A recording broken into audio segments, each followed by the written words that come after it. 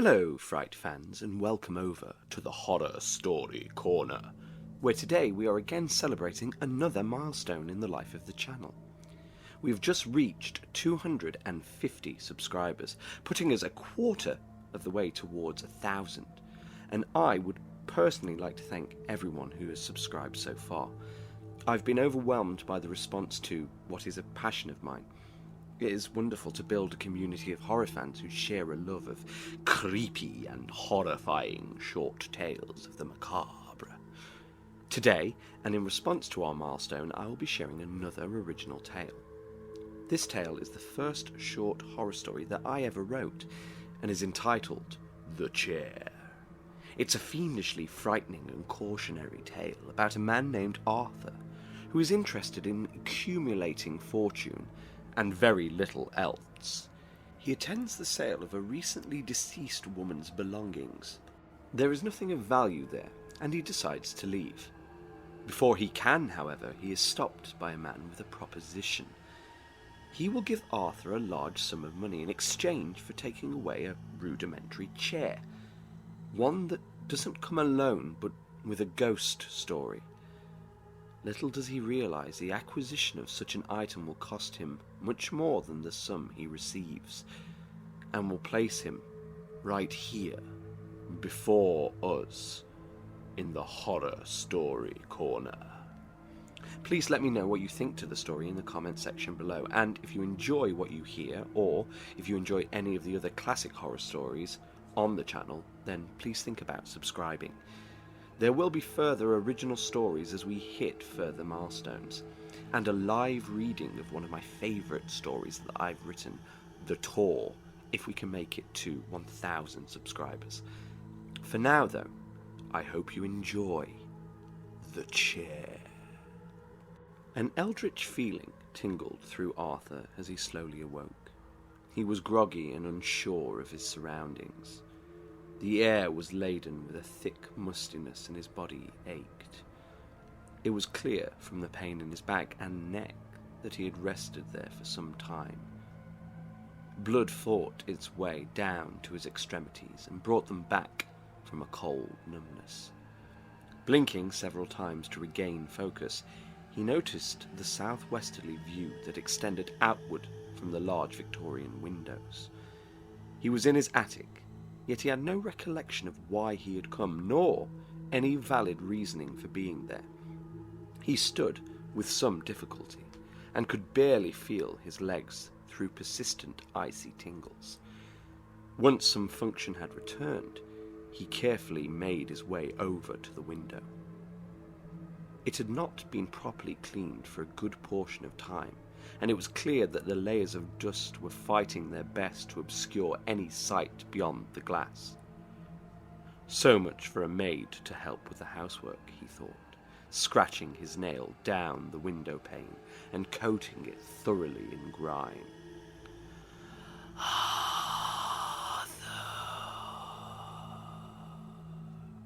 Whispered an ethereal voice, which doubled the icy chill throughout his veins and tugged sharply at his gut. Arthur lived alone, and so the presence of any other voice was an unwelcomed one. He turned and surveyed the room, but it stood completely empty. At the sight of the nothingness, and with its unbroken continuation, his thundering heartbeat began to quell. He eventually reasoned that the voice had been so delicate, so diffuse, that it may have been nothing more than a lingering call from some fading dream. He rubbed his eyes with the knuckles of his index fingers and then took in the room anew. It was spare in every sense of the word.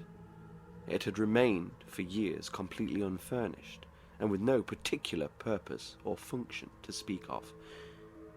Having no family, and even fewer visitors, and the house already allowing ample space for items acquired over Arthur's many years in buying and selling, the attic was pointless.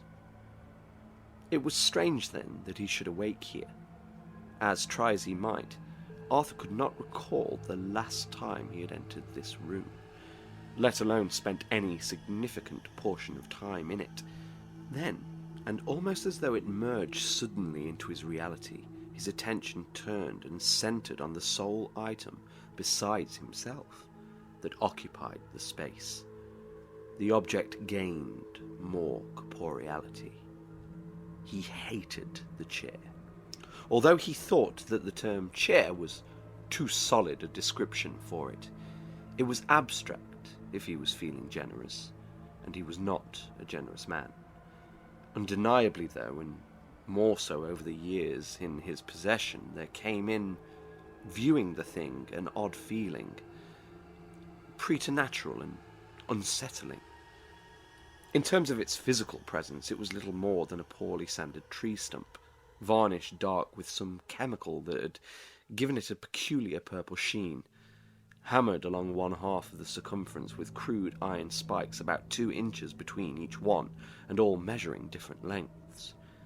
This provided somewhere uncomfortable to lean, which suited the uncomfortable, splinter-riddled seat. There were no carvings. There was no fabric to soften its edges. Nothing of beauty or redeeming about the whole of its composition. The thing looked more like some unfurnished torture device than it did a place to rest, and the thought that he had awoken in it suddenly chilled Arthur, although he could not place exactly why. Normally he would not have taken in such an object, but the chair had come with a story, and the man who told it had been quite adamant that it should leave with Arthur.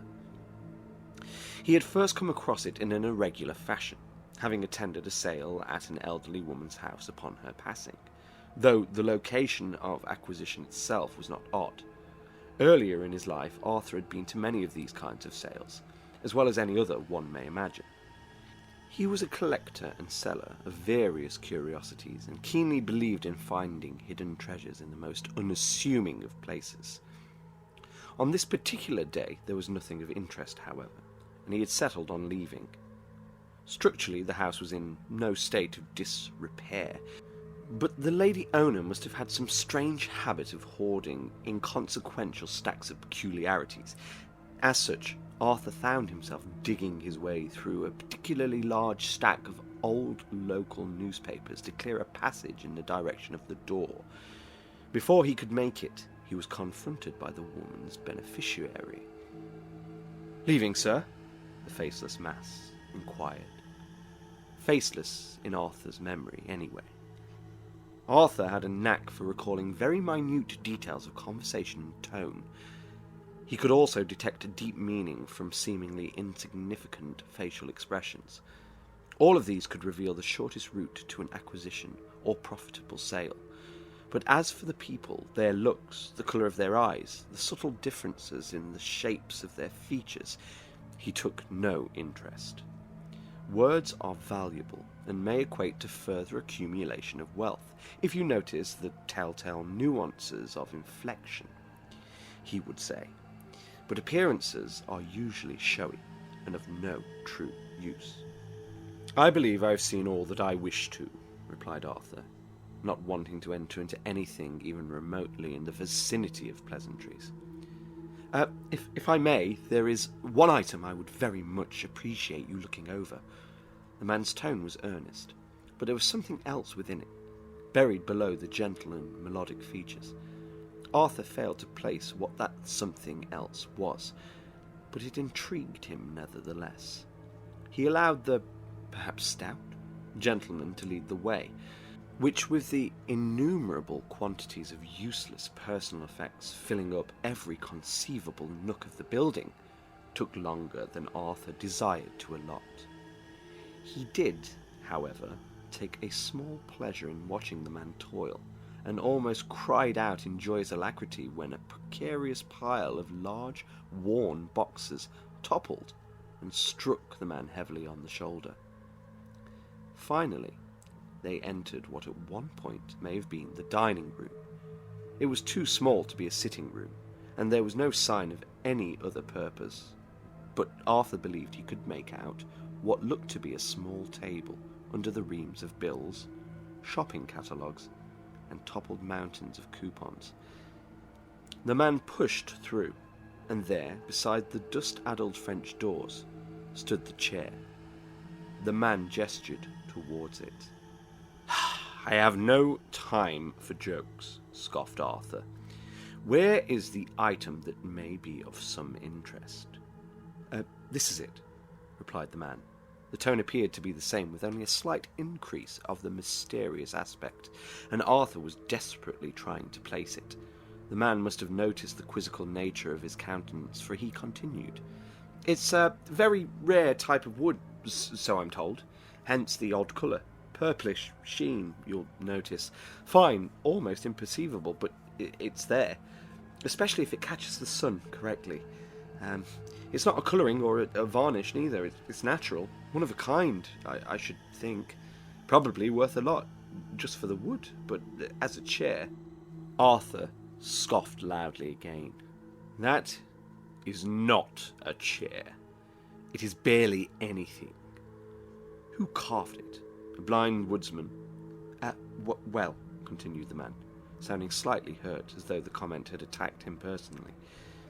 "Be that as it may, I believe there is a great value to it, and I'm willing to let you have it as fair as I may offer." Arthur's patience had grown weary. "I will leave it. Good day," he uttered impudently, and with a dismissive wave of his hand. "Wait!" the man called, as Arthur was making some effort to leave the room.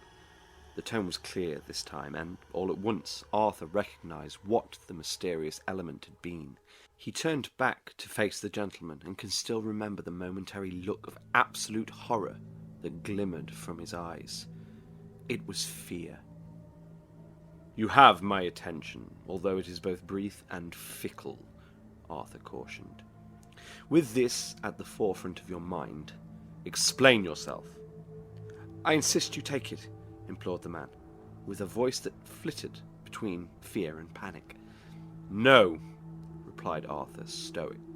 "I have no need. It's free. Surely you can make some little amount on it." "No," Arthur insisted once more. "I do not deal in small change. I have asked only for an explanation. If you cannot, or more likely will not furnish me with such, then our business is concluded, sir."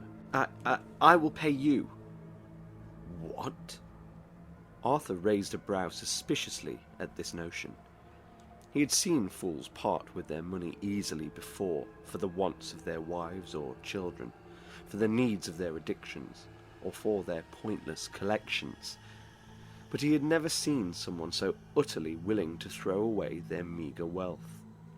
I will pay you to take it away," the man repeated with a more stony and serious voice. "You are a fool, and I am tired of you." Arthur turned another time to exit. £500. This made Arthur pause, and he looked back to eye the man, who stood firm and still.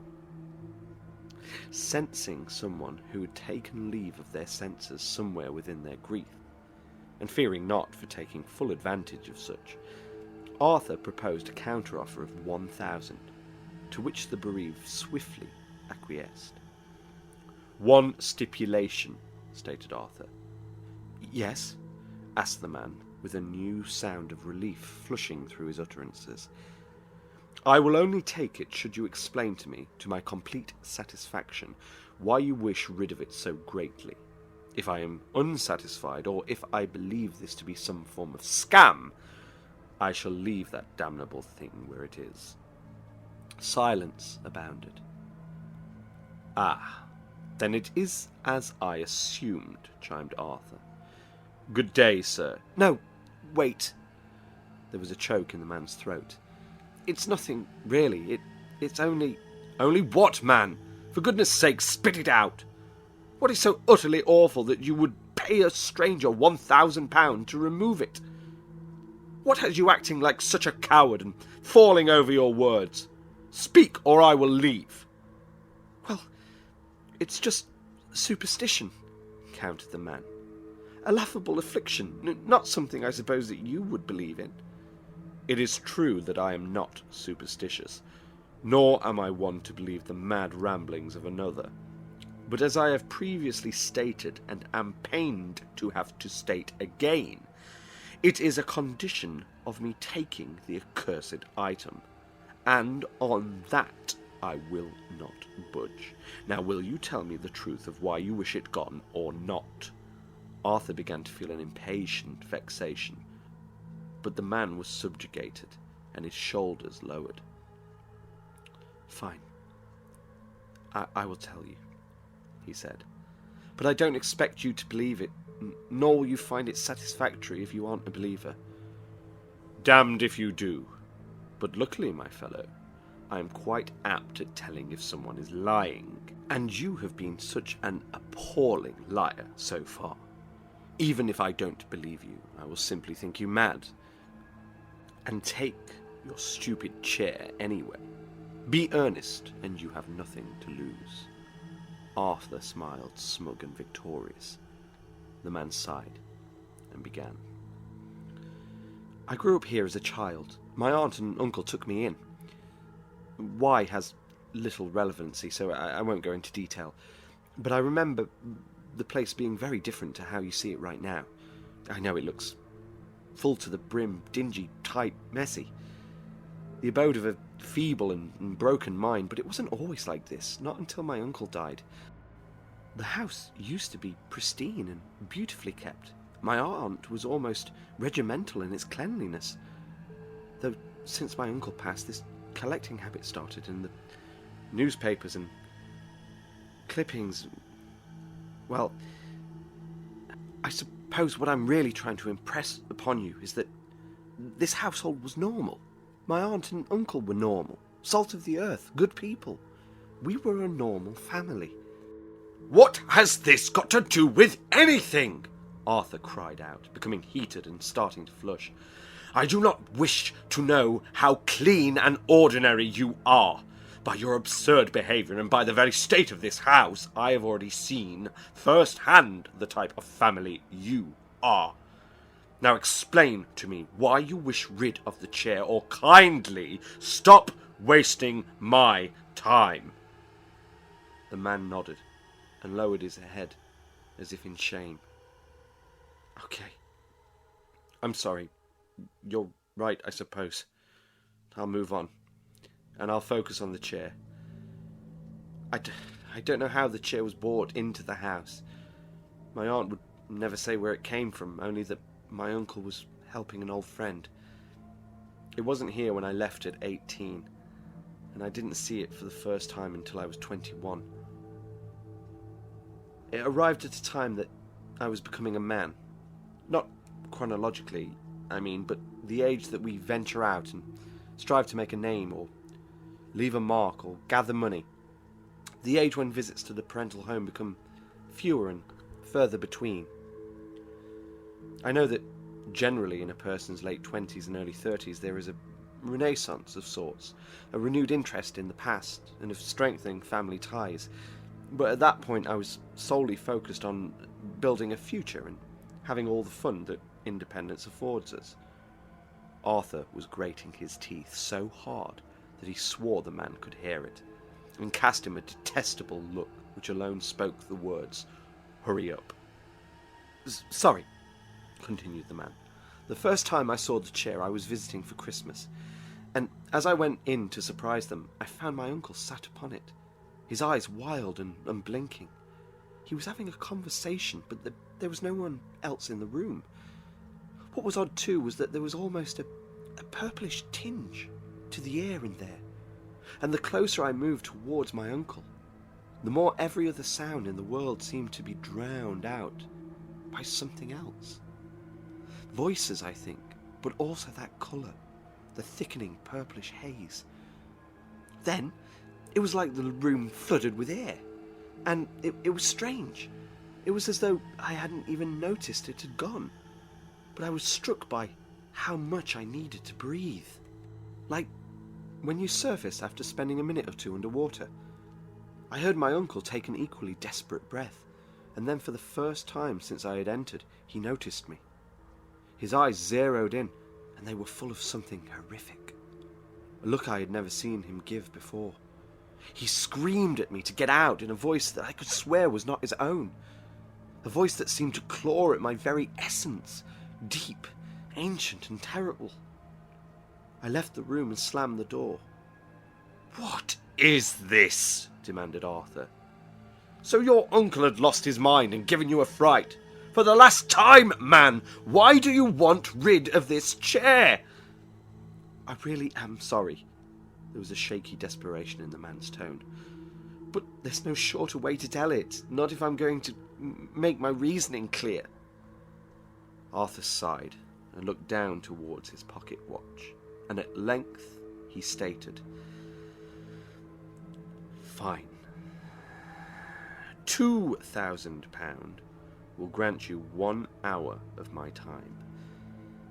But mark me, sir, if this is wasted, and you do not, at the end of your story, leave me thoroughly satisfied and furnished with the money that through a verbal agreement is now rightfully mine, I can guarantee that some wooden stump will be the very least of your woes." The man agreed to Arthur's conditions and to the new sum of £2,000 before continuing. I found my aunt in the kitchen crying. I asked her how long my uncle had been in there and what had been happening. She would tell me very little, only that my uncle had made a promise to keep the chair and that he wouldn't pass it on. He wouldn't rid himself of it. She told me that the time he spent sat on it had increased lately, and that the state I found him in was becoming more and more unbroken, with only brief periods of lucidity. At that, she instructed me to leave. I refused several times and insisted on staying. I insisted that I should be there to help, but she would not let me, and before I knew it, I was out in the cold, bewildered and hailing a lift back to the city. Afterwards, when I would call, there would be no answer, and if I attempted to drop by, the door was shuttered tight and my aunt would call out for me to take my leave. Over time I grew a little bitter, replacing the supernatural event in my mind with a growing reasoning that they simply did not want me there. They were glad I had finally grown and wanted rid of me. Foolish, I know, but the mind of an adolescent always centres their reasoning around themselves, blaming themselves. I never saw my uncle again. Apparently he grew ever more obsessed with the chair, screaming about gateways beyond imagination and raving about bridges to a permanent hellish limbo. He died sitting in that chair. When I saw my aunt again, when she finally allowed me entrance at his wake, she told me that it was cursed, that she was sorry for having sent me away, and sobbed deeply. "Cursed! Pah!" "So, she was as mad as your uncle had become," Arthur interjected suddenly. He paid no heed to tales of witchcraft and make-believe and wanted no more than to know directly the causal force behind this man's bizarre conduct. He wanted only to know exactly why he would pay so very much to have this item removed. Stung by Arthur's coldness and lack of humanity, the man seized his anger and forced it not to emerge. Instead, he focused on the task of relaying his story.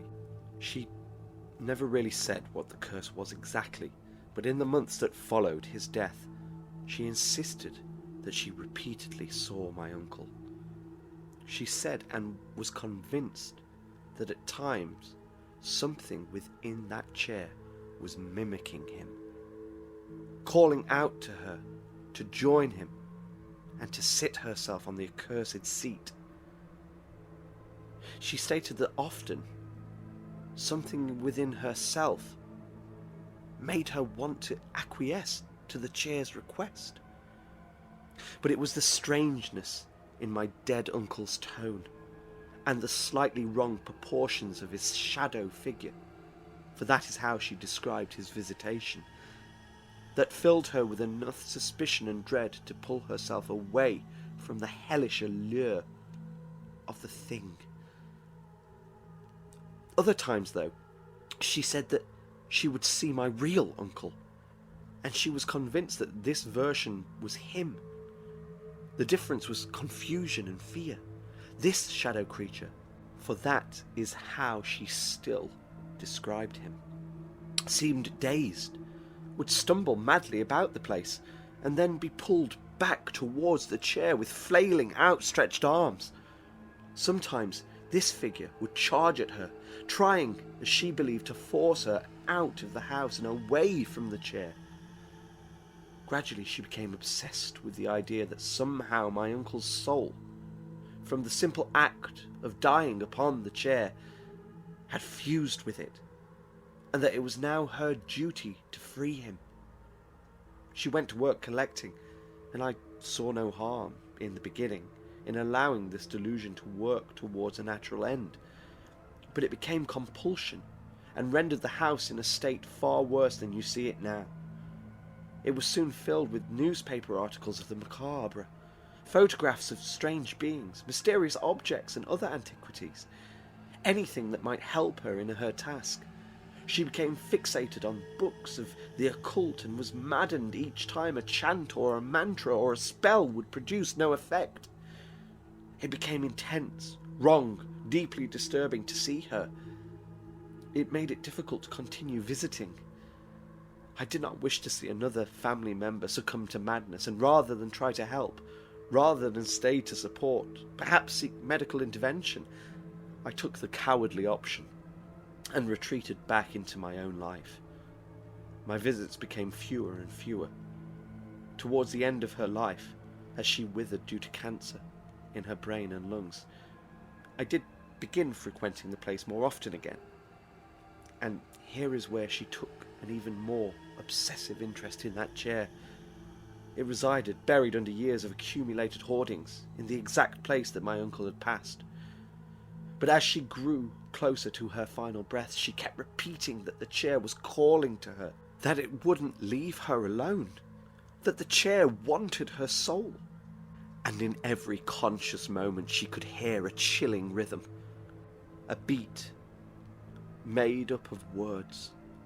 The words, "Come to me." She kept saying that she had to die in it. She had to go to the thing and be with my uncle.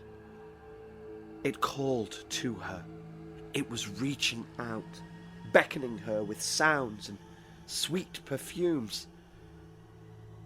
In her final hours, she must have left her bed, which is very strange, because her illness had left her emaciated. She had not been lucid for several days and needed around-the-clock care. She could barely even raise her arms.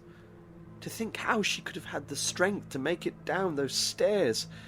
God rest and blessed her poor soul. Arthur punctuated this aside's inconsequence by withdrawing his pocket watch again and flicking his eyes from the object to the man. Well, she too, just like my uncle, was found dead in the chair. So that's it. 2 of your relatives coincidentally die in the same chair, and that is why you are willing to pay a stranger £2,000 to take it away. Superstition and death.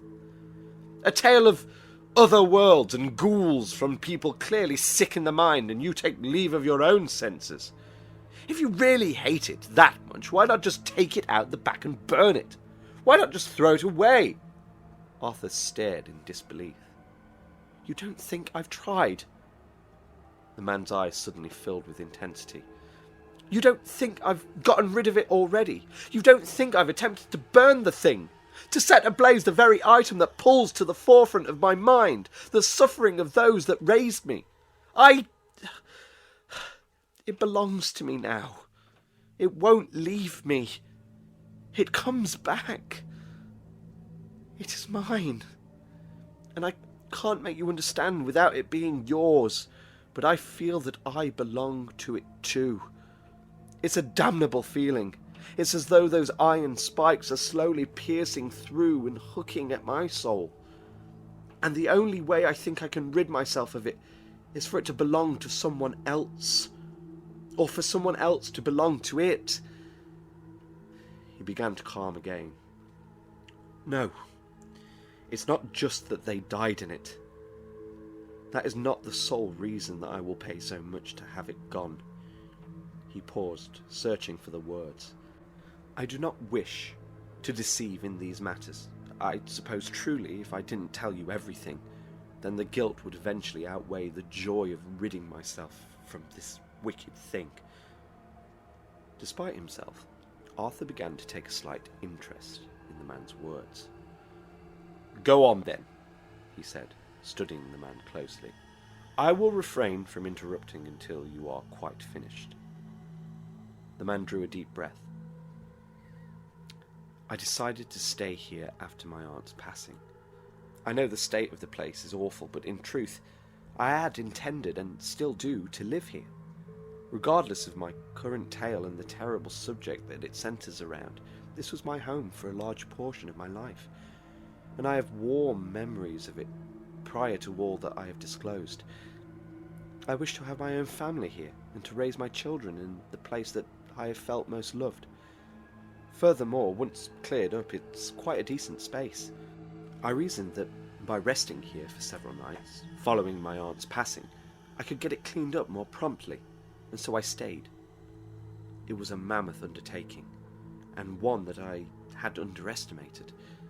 Years of accumulation aren't so easy to scrub away, and I spent much of my time making imperceivable changes. Slowly, darkness descended on the first evening. Arthur pulled some boxes together, sensing that the story would take some time to complete, and fashioned himself somewhere to sit. The man had proven chatty, much to Arthur's disliking. He preferred people who were like him and to the point. Still, he was now decidedly willing to put up with these ramblings for the high sum he had been offered, if all he had to endure was superstition and a ghost story fabricated by grief. The day had passed quickly, and as I said, due to an extensive volume of paperwork needing to be carefully looked over, I had done far less than I had wished. I had brought with me some food to last for a few days, only scraps that would not need cooking. I don't know if you've seen the kitchen, but everything is still buried, and there really is no way of cooking anything. Not without a lot of time and some great effort. So I ate and chose to get an early night. I had moved most of the boxes and papers away from my old bedroom and into the others along the hallway. This provided me a space on the bed and a small walkway to get to it. This was the first thing I had accomplished, and I was proud to see some slight headway. It meant I could retire whenever I felt the need. It was quiet, and I slept deeply until around 1. Suddenly, and without prelude, there was a single definite scream. I sat bolt upright, heart immediately drumming, my eyes searching the darkness for any indication of something amiss. After the initial fright began to subside, I rationalized that it may have been no more than a waking dream. But as I sat there, eyes still staring into the gloom and gradually becoming as awake as you or I are now, it called out again. Strange though, it seemed like a wail more than a scream. Something sad, something to be pitied, but powerfully loud. Cynicism wrote itself in the corners of Arthur's mouth as the man proceeded. I must admit, I hesitated to do anything at all at first, but a third and much more horrific scream, as if someone were being tortured to the brink of their resolution, brought me to my feet. I don't know why or what exactly I would do, should I find the source of the distress, but I moved over quickly, by instinct, to turn on the lights. As I moved the switch up, nothing happened, and try as I might, no amount of repeated flicking could get them to work. So I stood there in the darkness with a thumping heart, and I started attempting to hold my breath, or to at least slow it. I don't know if you've ever heard your own breathing in a situation that requires you to be deathly silent, but it suddenly becomes as loud and as boisterous as a brass band, so slowing it made me feel slightly more at ease. It took so long for the next scream to occur that I had already begun to reassure myself that its cause had been resolved. I tried to force myself to believe it had been no more than a trick of the tired mind. Yet I continued breathing slowly, and was as silent as one could possibly be. As it called once more, echoing and reverberating into all accessible space, the door which I stood beside began to pound and vibrate vigorously. At the same time, the air grew dense and harder to pull into my lungs. There was a chill to it, noticeably cooler than it had been before, but caused by no draught. The trembling of the door quickly transformed to a pounding that rose into a haunting crescendo, and I felt the hammering of my heart thrashing in time with that horrific rhythm. It was a regular and forceful beat that seemed to contain the power to rip the door from its very hinges. I pressed against it with all the strength I had, and as I did, I felt a stabbing cold from it pass into my own skin, which pricked, almost as though an ethereal finger were drawing itself along my flesh. The pity that I had attributed to the sound of the scream had now vanished, and instead I realized there was something malignant here, something that wanted to smash through the door that my wearing body was forbidding. It didn't feel human. As the struggle continued, the air took on a strange quality, perfumed and dotted with transparent pulses of delicate purples. Then there came not a whisper, but more like the thought of a whisper. It said, "Let me in." All at once, and in the instant that I was to admit defeat, the rattling suddenly ceased. The closing air dispersed, and the house fell into an uneasy silence. All of reality came back into being, and I collapsed down to the floor. I should have left at that point. "Nonsense!" spat Arthur. "Utter and complete drivel. You mean for me to accept that all this occurred, and your first action was not to leave the house? I don't believe it for a moment. Any rational mind, not that anyone who would experience such a thing could be described as rational, but any human being equipped with the most basic survival instincts would turn and leave the place immediately at the merest suggestion of the supernatural." "I understand your skepticism," returned the man. "But really, why would I lie to you? You are a stranger to me, invited only through reputation, who I am to pay £2,000 based on superstition. Why would I make up anything? There's a chance I am mad, but if I am just a madman, are you not compensated anyway?" Arthur had no answer to this, and instead showed relent in the waving of his hand. The man looked out of the coloured glass panes of the French doors and continued. "I did not leave because in that very moment equilibrium reigned, and all seemed correct. I felt no real danger from this house because it was my home, my family home anyway, and that is after all our truest home. I had lived in it for many years before, and there were no signs of malevolence prior to the events I have thus far mentioned. The souls that reside here are those of my family, who I have never wronged and love so dearly. There was something else, too, that swayed me, an almost surreal swelling of euphoria and nostalgia that told me, perhaps against my better judgment, to remain. Looking back on it now, I wonder if this sudden feeling of contentment were not the chair itself, claiming my being and doing so by making me resigned to or even joyous about my fate. Regardless of this sudden, unexplained bliss, I took precautions and made a thorough survey of the house, as well as checking every point of access. I can assure you I found the place quite empty and completely undisturbed. Only then did I return to bed. Despite the events, I even managed a few more hours of restful sleep, and awoke the next day, sprightly and refreshed. The sleep had served to place a barrier between the events of the night before, and their reality started to become questionable. More than that, it was like they hadn't even happened, as though something at the time began to block out my memory of it. But he turned back to face Arthur at this point, and there was a burning vehemence about the man. It was a visage and fervour that struck Arthur due to its sudden intensity. "I wish to God that I had left that night." Though not believing, Arthur felt a small pinprick of fear creep across his being. It made him feel a mixture of disgust and anger that he should let himself be affected in such a manner by nothing more than ramblings. The day passed in a haze, and so fast that I barely completed any more than had been achieved the previous day.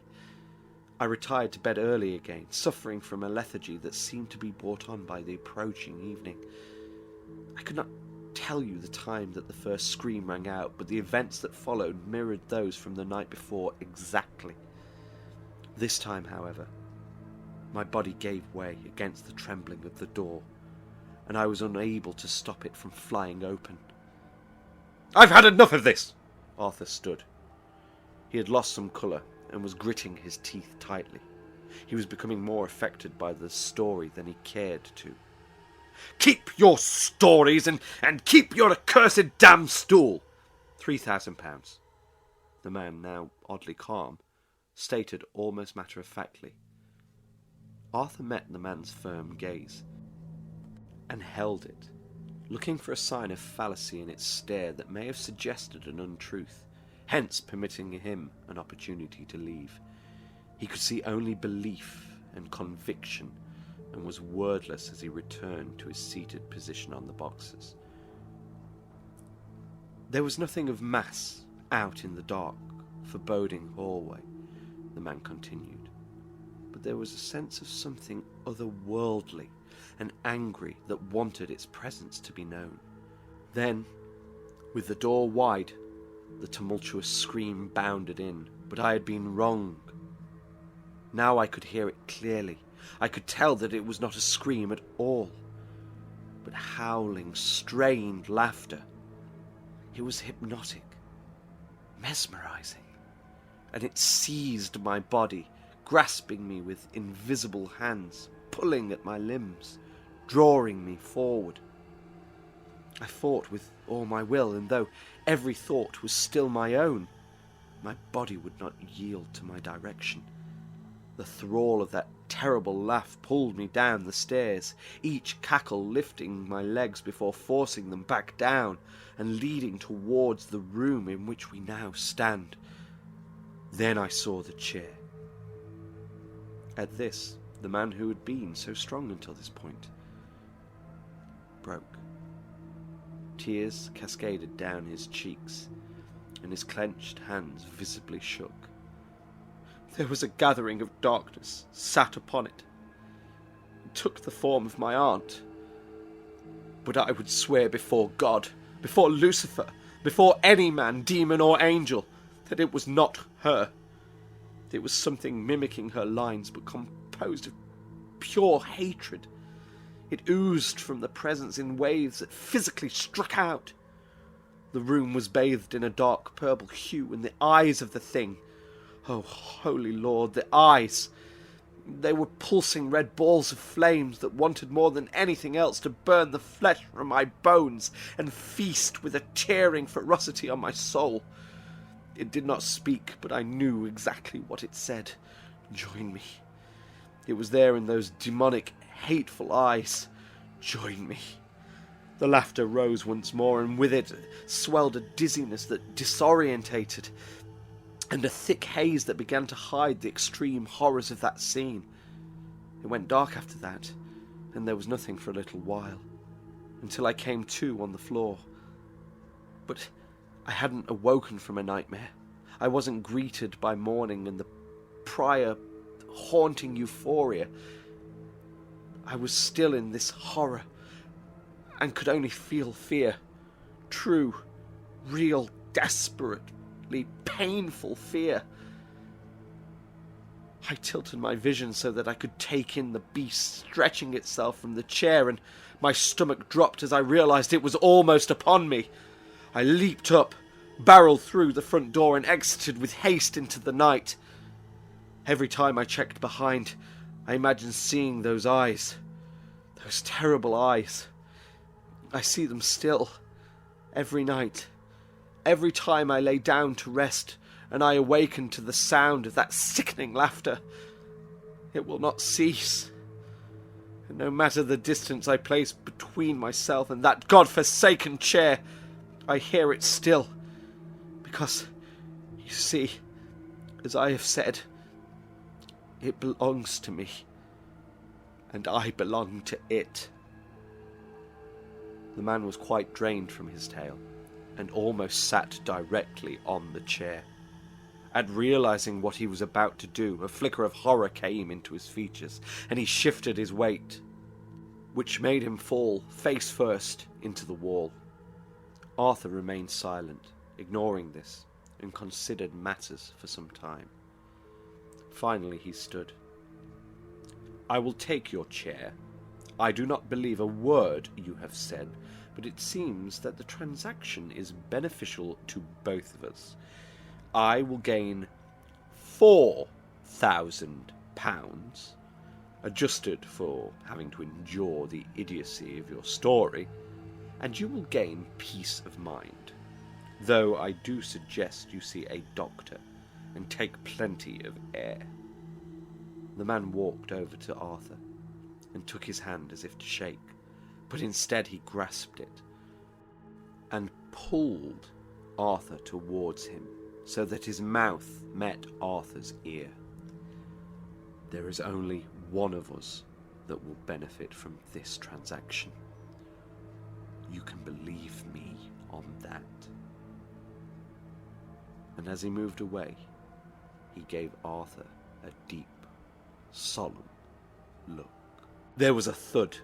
A door closed downstairs. It called Arthur from his memories of acquiring the chair and back into the present, back into the attic. He had lived alone for most of his life and liked the solitude.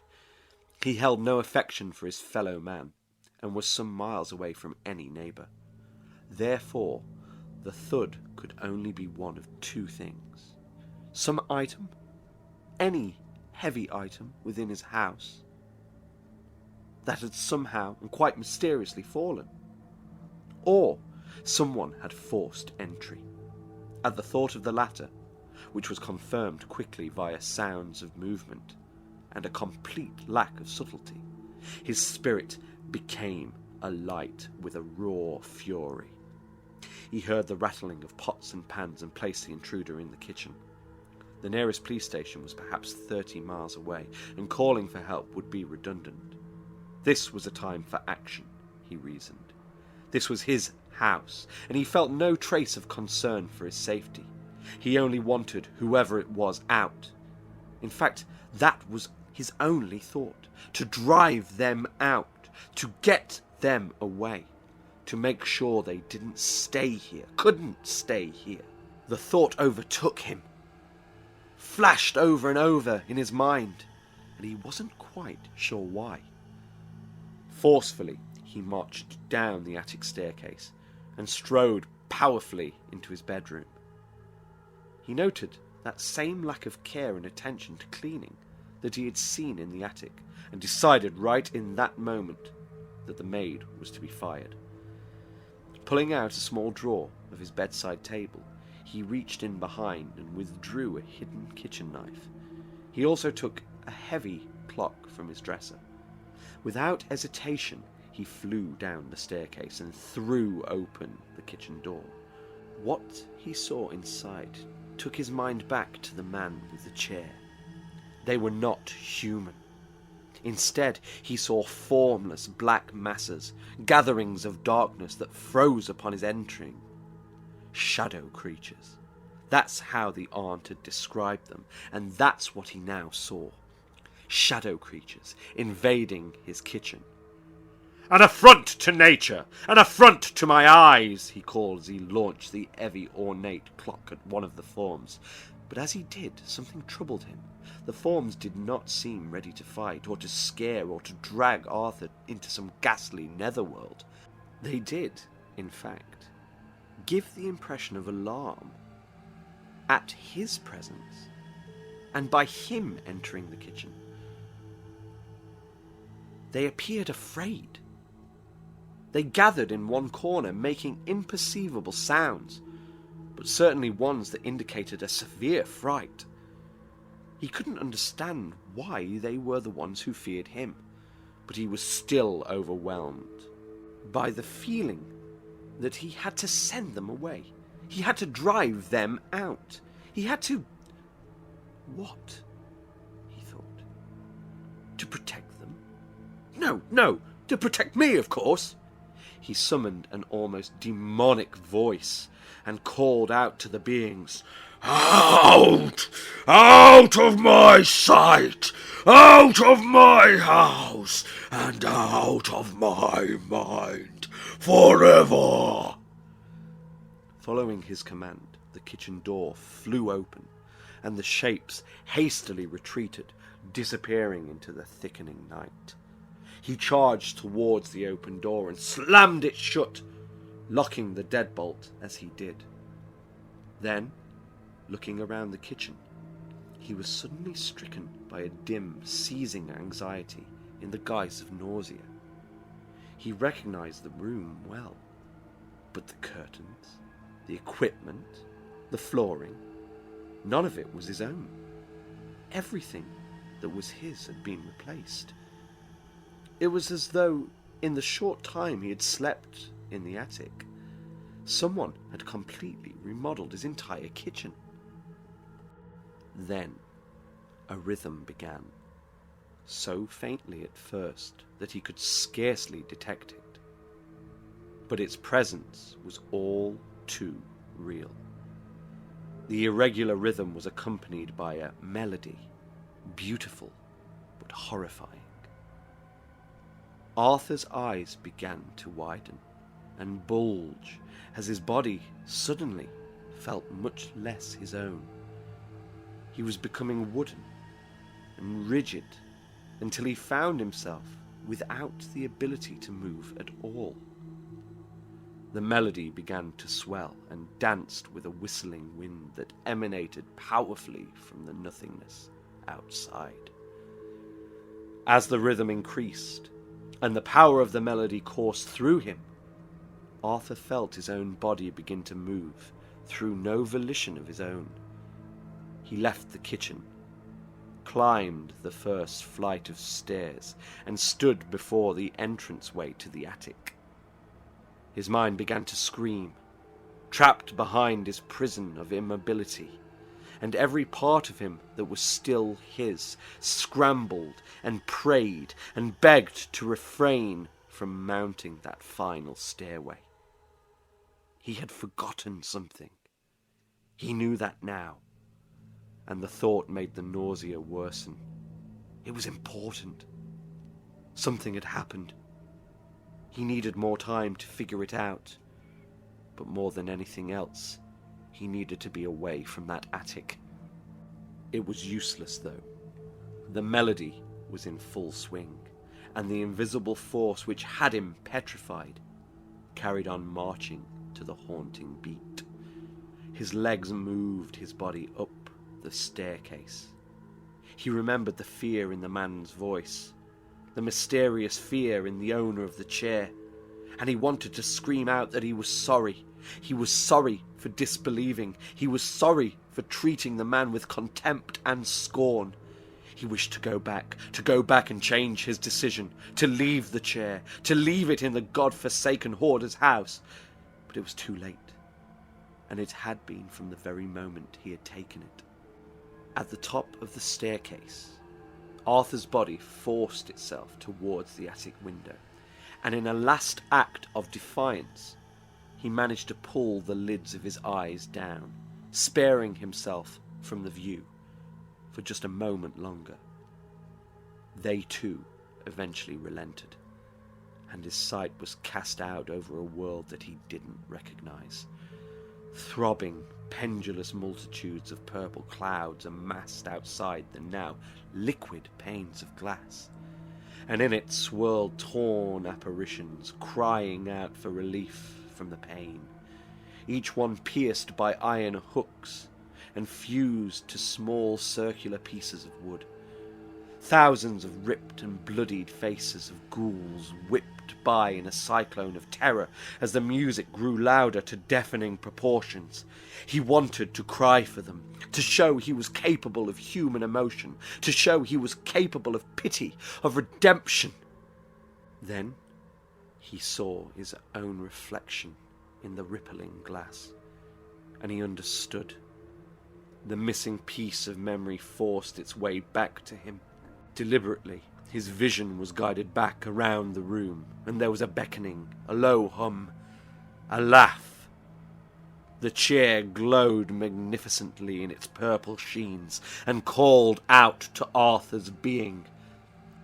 The metal spikes, shaped like fangs, were waiting, hungry, wanting to pierce him and to hook him and to fuse him to the seat forever. Join me, it spoke, wordless. Join all of us. Arthur felt the tingling, numb sensation returning to his hands as his body contorted and bent. Dust filled his eyes and his veins ran dry. Still, his mind screamed, "Not there! Anywhere but there! Lord, have mercy on this soul! Please, do not sit me in that accursed chair!" The continuing melody blended with the irregular rhythm and the laughter. The purple clouds melted and became lyrics as the screaming, swirling cyclone choir melded, combining into a singular agony. And somewhere, deep within it all, Arthur's mind remained intact, understanding and knowing for eternity.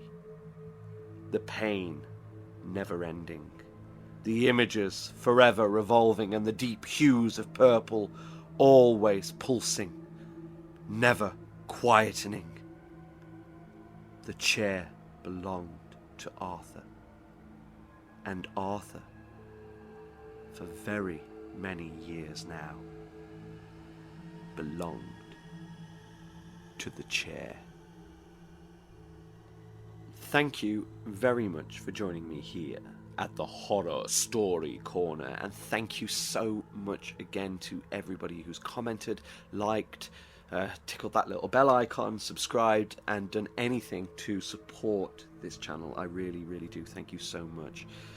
I hope you enjoyed this original tale. If you did, be sure to check out my other original story, At Night It Screams. And until next time, pleasant dreams.